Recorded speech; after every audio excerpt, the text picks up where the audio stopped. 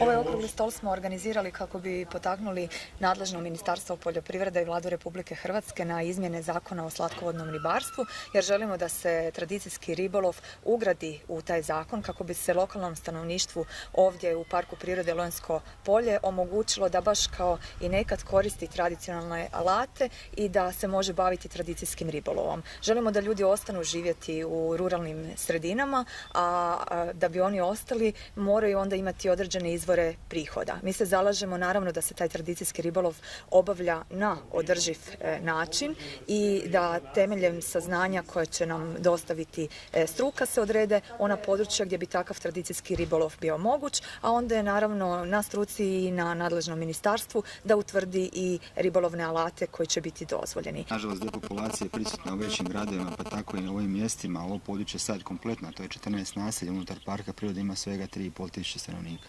Ovakva aktivnost i poruka koja se današnjeg okruglog stola se nadamo da će doći do mjerodavnih u želji da se riješi ovaj problem. Nadam se da će ljudima koji su ovdje ostali i onima koji bi se htjeli vratiti poslati jednu pozitivnu poruku da se vrate, da se bave sa onom što je stoljetna tradicija ovoga kraja i da zajedno s nama nastave razvijati ovo područje i da ga vrate tamo gdje mu i mjesto gdje pripada. S tom problematikom, ja sam načelnica 19 godina, a s tom problematikom na neki način pokušavamo sa domaćim stanovništvom već više od 6-7 godina doći do nekakvog rješenja koje bi zadovoljilo sve, dakle da domaći ljudi koji ovdje žive, koji su uzrasli u Savu, hranile se njihovi obitelji,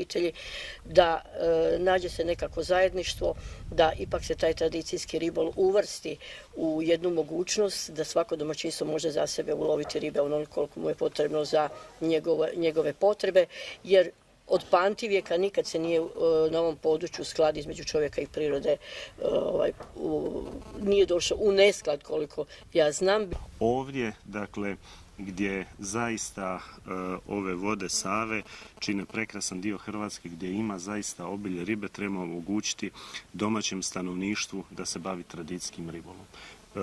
Ja kao gradonačelnik Novske želim zahvaliti dakle i zastupnici Petir, ali i ravnatelju Stani Vukoviću što su pokrenuli ovakvu inicijativu. Došlo je do okruglog stola rasprave, a onda zaključci ovog stola bit će upućeni resornom ministarstvu od kojeg čekujemo da zaista pomognu i stanovnicima i Jasenovačke, ali isto tako i Sisačke Posavine.